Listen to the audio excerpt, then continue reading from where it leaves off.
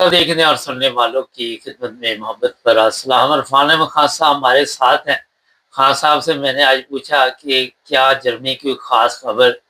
کہتے ہیں اب کہاں سے لے کے آؤں روزانہ سوسیالام کی یا اسلنڈر بیوٹی کی خبر. تو دیکھتے ہیں کہ کس سے آج شروع ہوگا پروگرام خان صاحب.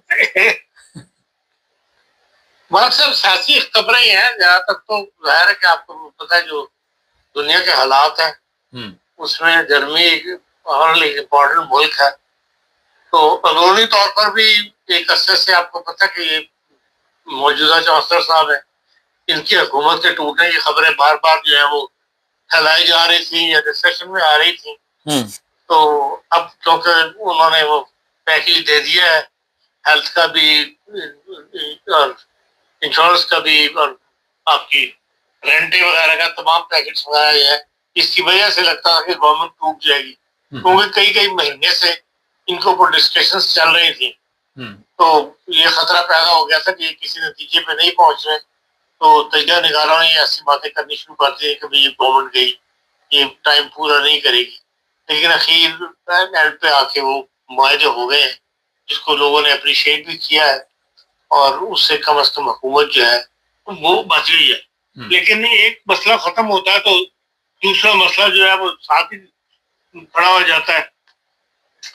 اب جو فوکس ویگن سب سے بڑا جرمنی کے اندر کاریں بنانے کا پورے یورپ کی سب سے بڑی کمپنی ہے کاریں بنانے کی, اس نے 50,000 آدمی نکالنے کا اعلان کیا تھا. اور اس کی ابھی ڈسکشن چل رہی تھی کہ پرسوں انہوں نے پھر مزید 50,000 2030 تک اب 100,000 آدمی جو ہے وہ کہتے ہیں کہ ہم فارغ کر دیں گے. اور اس کی وجہ یہی ہے کہ بھائی اب وہ گورنمنٹ پہ باتیں ڈالتے ہیں کہ بھائی ہمیں اس طرح سپورٹ نہیں کیا گیا. اور جس طرح دوسری اصل چیز تو یہ ہے کہ بھائی ٹیکنالوجی میں ایڈوانس ہے اس کی گاڑی اس میں زیادہ بک رہی ہے. اور اس میں ظاہر بات ہے کہ چائنا نے بہت بڑی مارکیٹ جرمنی کی جو ہے وہ حاصل کر لی ہے. انٹرنل ڈومیسٹک بہت بڑا دھچکا جو ہے فوکس ویگن کو جرمنی کے اندر سے لگا ہے کہ جہاں بہت زیادہ چائنیز گاڑی بکی ہے. اور اس وجہ یہ ہے کہ ان کی گاڑی میں ٹیکنالوجی بہت زیادہ استعمال ہوئی ہے, ماڈرن گاڑی ہے. تو یہ مسئلہ چل رہا تھا. اس کے اوپر سے اب یہ جنگ ہے اس کی وجہ سے جتنی بھی چھوٹی ایئر لائنس تھی جو 10 شہروں میں 20 شہروں میں ٹریول کرواتی تھی جن میں رائن ایئر بہت مشہور ہے, لیکن رائن ایئر خالی اکیلی نہیں ہے, 20 ایئر لائنس اور دوسری بھی ہیں, وہ سب جو ہے وہ اب بینکرپسی کی طرف جا رہی ہیں اور روٹس بند کر رہی ہیں. وہاں سے لوگ جو ہے ملازمت سے فارغ ہونے کے اعلانات شروع ہو گئے ہوئے. وہ ایک کافی بڑی ڈسٹربنس ہے کیونکہ بہت بڑا یہ ایک ہب تھا ان تمام ایئر لائنس کا. 20 کے قریب ایئر لائنس تھیں جو پورے جرمنی کے چھوٹے ایئرپورٹ سے ادھر سے پورے یورپ میں لے کے جاتی تھی. شروع تو جرمنی کے اندر سے ہوتی لیکن یہ کہ پورے یورپ میں لوگوں کو لے کے جا رہی تھی. اب سب نے ہاتھ اٹھانے شروع کر دیے ہیں. اب جو وہ کہتے ہیں 990 کی جو ٹکٹ بیچتے تھے انہیں خود جو کاسٹ کر رہی ہے اس وقت وہ 80 یورو سے لے کے 110 یورو کے درمیان ان کاسٹ کر رہی ہے اس وقت فیول پرائس کی وجہ سے. تو وہ سب ظاہر ہے کہ انہوں نے ہاتھ کھڑے کرنے شروع کر دیے, روٹس بند کرنے شروع کر دیے. تو یہ تمام گورنمنٹ جو ہے یہ بوجھ جرمن گورنمنٹ کو ہی اٹھانا پڑے گا بالآخر. تو یہ ایک نئی ڈسٹربنس جو ہے وہ شروع ہو گئی ہے. تو اس لحاظ سے جو جرمنی کے اندر ایک رواج ہے کہ جرمنی کے اندر سمر پریس ٹاک کہتے ہیں اس کو 90 منٹس کی ہوتی ہے. وہ ہر سال جرمن چانسلر جو ہے وہ کرتا ہے. تو وہ اب 2 دن بعد ہونی ہے. تو اس کے بارے میں مختلف اخبارات نے سروے کروائے ہیں. جیسے ARD جو بہت بڑا فیکٹری ہے اس نے کروایا ہے. تو وہ ان کی رائے یہ ہے کہ اس وقت جرمنی کا جو چانسلر ہے موجودہ میتھ وہ صرف 13% لوگ اس کو پسند کر رہے ہیں اس کی پالیسیز کو. اور یہ وہ کہتے ہیں بہت ہی نیچے کا مطلب ریٹ ہے, نیچے کا ریٹ. کبھی بھی جرمنی میں ایسا نہیں ہوا کہ اس حد تک جو ہے جرمن ان پاپولر ہو اور اس کے اندر حکومت کرنا کوئی ایسا آسان نہیں ہوا. اس سے پہلے اسی میں ARD نے کروایا تھا کہ جو سروس میں یہ لوگ کہتے تھے کہ 47% کہتے تھے کہ یہ کولیشن گورنمنٹ جو ہے وہ ٹوٹ جائے گی. لیکن یہ کہ وہ آخر میں انہوں نے اپنے آپ کو سنبھال لیا. تو اس ٹاک کا بہت انتظار کیا جا رہا ہے. جو اوپر کے لوگ ہیں جیسے کہتے ہیں سیاسی لوگ ہیں یا باقی جو صحافت سے تعلق رکھنے والے لوگ ہیں، تجزیہ نگار ہیں، وہ اس 90 منٹ کی ٹاک جو ہے اس کا بڑا انتظار کر رہے ہیں کہ یہ اس ٹاک جو ہے بڑی گرم بحث ہوگی، اس کے اندر مختلف نمائندے ہوتے ہیں اخباروں کے، اور وہ پھر بات کرتے ہیں جرمن چانسلر کے ساتھ. ایک تو یہ بڑا اہم وہ ہے. دوسرا یہ ہے کہ جرمنی کے اندر جو ہے آپ کو پتا ہے کہ 2021 کے اندر 14 جولائی کے دن ایک ویلی ہے، آر ویلی کہتے ہیں اس کو، چھوٹی سی ویلی ہے، وہاں پر بہت زیادہ بارشوں کی وجہ سے تو رات 10:30 بجے شروع ہوئی تھی اور 2 دن مسلسل ہوتے ہی پوری ویلی بیٹھ گئی تھی، اور جس میں 180 آدمی زخمی مارے گئے تھے، اور جس میں سے 135 اس گاؤں میں مطلب کے تعلق رکھتے تھے جس میں یہ سارا کچھ ہوا.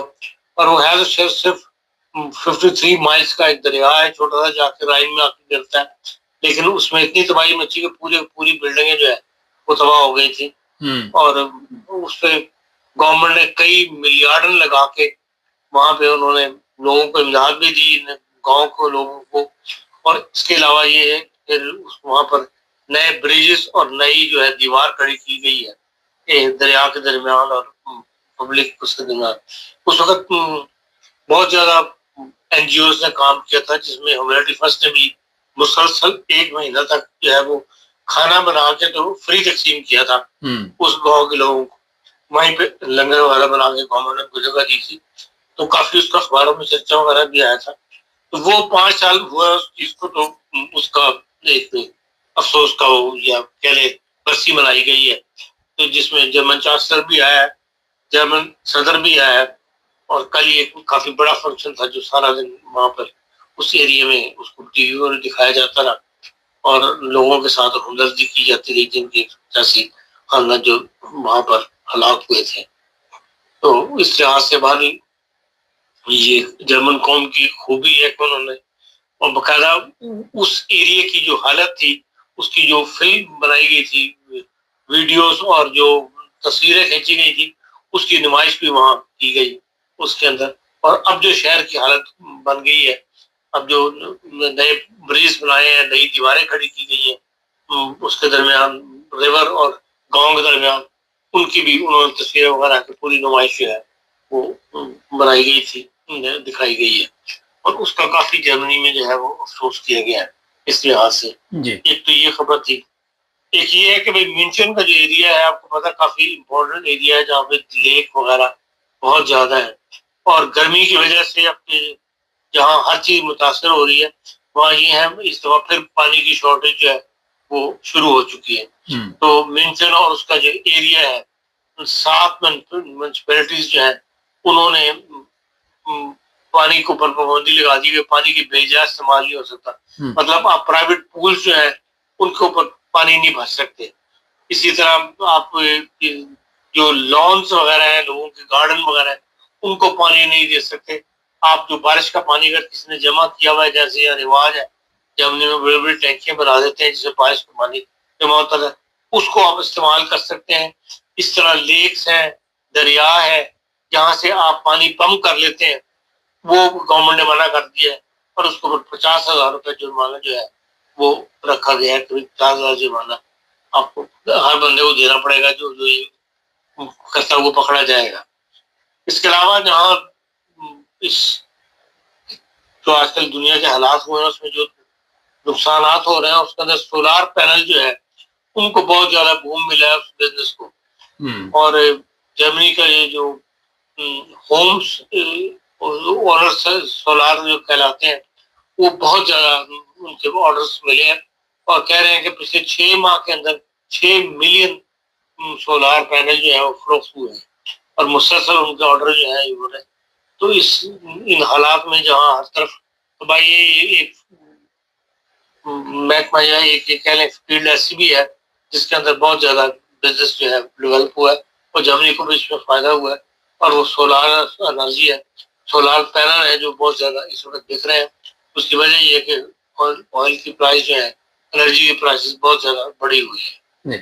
یہ جرمنی کی بس 2-4 چھوٹی موٹی خبریں تھیں.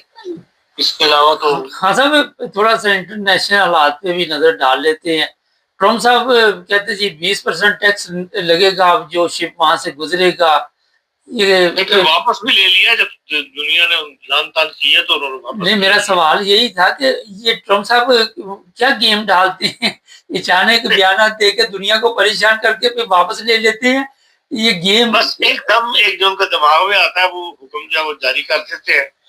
کوئی ایسا مطلب امریکہ کے اندر ہمیشہ ہر چیز سینٹ میں ڈسکس ہوتی ہے یا جو کیبنٹ ہوتی ہے اس میں ڈسکس ہوتی ہے، لیکن جب سے ٹرمپ صاحب آئے ہیں وہ کوئی کیبنٹ یا کچن کیبنٹ والی بات نہیں ہے، جو ان کے دل میں آتا ہے وہ آرڈر جاری کر دیتے ہیں.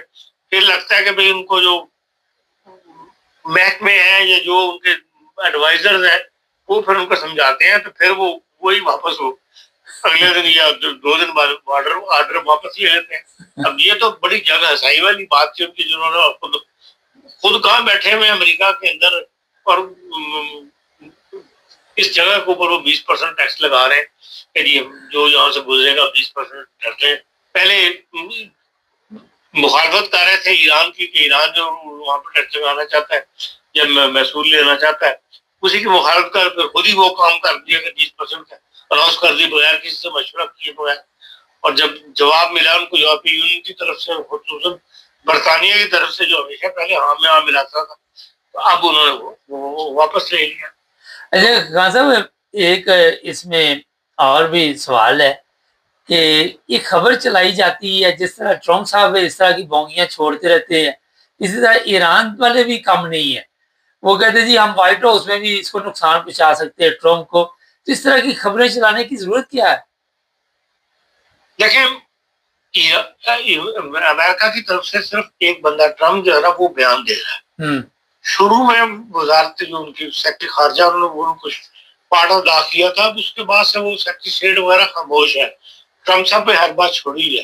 ایران کے ساتھ مسئلہ یہ ہے کہ وہاں سے ہر کوئی 4-5 کونوں سے جو آوازیں جو آتی رہتی ہیں، کوئی خاتم الانبیاء بریگیڈ ہے وہ بھی باز نہیں آتے، وہاں ہزارہ انقلاب والے ہیں وہ اپنی بات جو ہے وہ کرتے رہتے ہیں، وزارت خارجہ ہے ان کی وہ بھی بیان جاری کرتی رہتی ہے.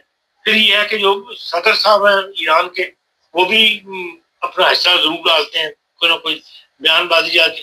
اس لیے وہاں زیادہ مسئلہ جو ہے وہ الجھا ہوا نظر آتا ہے، وہاں کوئی فیصلوں کے اندر یکجہتی نظر نہیں آتی. جو ایسے معاملات جن کا تعلق ہرمز سے ہے یا ایران کی مجموعی خارجہ پالیسی سے ہے، اور ابھی تک تو خلیج ممالک جو ہے وہ جنگ نہیں چاہتے، اور انہوں نے پہلی جنگ کا رزلٹ دیکھ لیا کہ بھئی امریکہ دور بیٹھ کر ان کی اس طرح حفاظت نہیں کر سکتا جیسا نہیں. خان صاحب سوری، آپ میں معذرت چاہتا ہوں، وہ تو کہتا ہے آپ کی حفاظت کے لیے ہم بیٹھے ہوئے ہیں، یہ سارا خرچہ دو، سارا پیسہ وہ ڈال رہا ہے ان عرب ممالک کے اوپر. وہ تو ظاہر ہے کہ جب انہوں نے شروع میں جو معاہدہ کیا تھا اس معاہدے کے تحت وہ بات کرتا ہے نا، اور اس معاہدے کے تحت ہی یہ خلیج ممالک یہی سمجھے تھے کہ ہاں بھائی ہم آزاد ہیں، ہماری ابھی حفاظت جو ہے وہ امریکہ کرے گا، ہم نے چوکیدار رکھ لیا، اس کو پیسے دیے جائیں گے، وہ کرتا رہے گا. لیکن ظاہر ہے کہ جب جنگ کی صورت حال میں گئے ہیں تو پھر ان کو وہ رزلٹ نہیں ملا.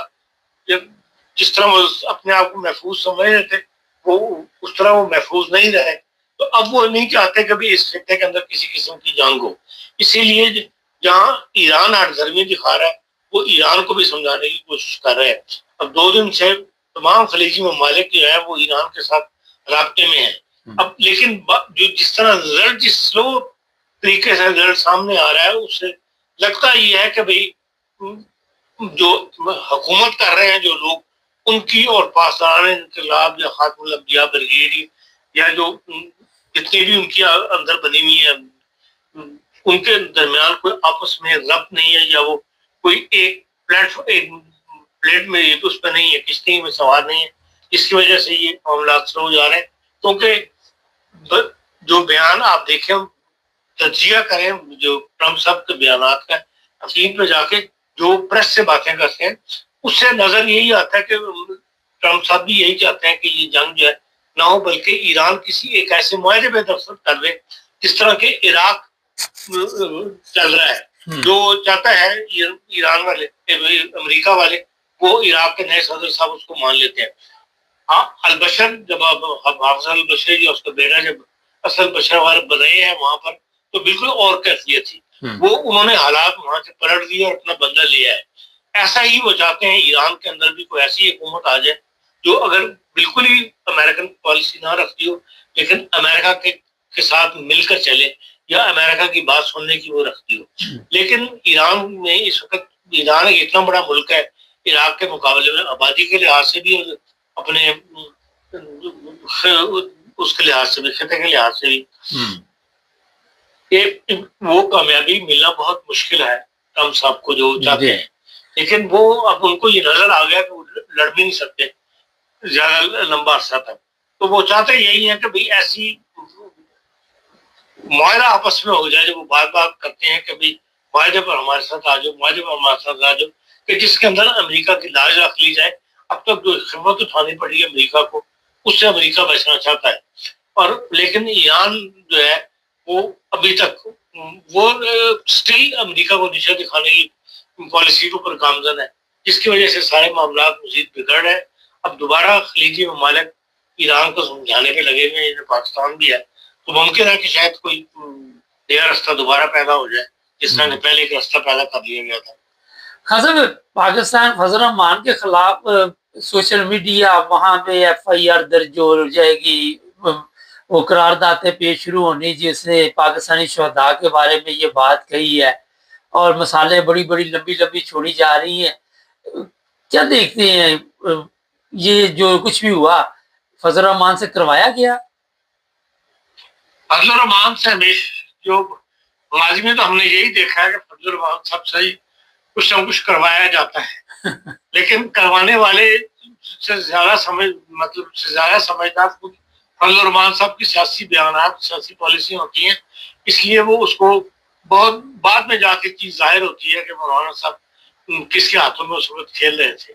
لیکن یہ یقینی بات ہے کہ وہ ہمیشہ کسی کے کہنے پہ میدان میں اترتے ہیں اور اب بھی جو کچھ ہو رہا ہے جو کچھ ہم دیکھ رہے ہیں اس کے پیچھے کوئی نہ کوئی ہاتھ ہے جس نے مولانا کو تھپکی دی ہوئی ہے. اور اسی کی بنا پہ مولانا جب وہ تھپکی کا وقت پورا ہو جائے گا تو مولانا پھر ایک خاموش ہو جائیں گے اور خاموشی میں چلے جائیں گے اور پھر دوبارہ سطح اٹھائیں گے جب کوئی ان کو دوبارہ جس کو ان کی ضرورت پیش آئے گی. نہیں خاصا یہاں پہ یہ کوئی ایسی گیم تو نہیں جس طرح عمران خان کی پارٹی کو عمران خان کو کھڈے لینڈ لگایا گیا فضل الرحمان کو بھی لگانا کیونکہ اب یہی کھٹکتا ان کو زیادہ. نہیں عمران خان سیاسی ذہن رکھنے والا بندہ نہیں تھا. مولانا کو چکما دینا جو ہے آسان نہیں ہے. اچھا مشکل کام ہے. مشکل کام. جی بہت شکریہ خان صاحب. مجھے یہ بات بڑی ہے خان صاحب نے کہی کہ ذرا کھلاڑی پرانا ہے اور داؤ پیچ جانتا ہے تو اس کو ذرا گرانا مشکل ہے. دیکھتے ہیں اب دنگل تو پڑ گیا ہے یہ آپ کو بتا دوں گا. میچ تو اس وقت شروع ہو چکا ہے. کب تک بیانات دوبارہ تبدیل ہوتے ہیں کیا ہوتا ہے آنے والے دنوں میں پتہ چلے گا. چینل کو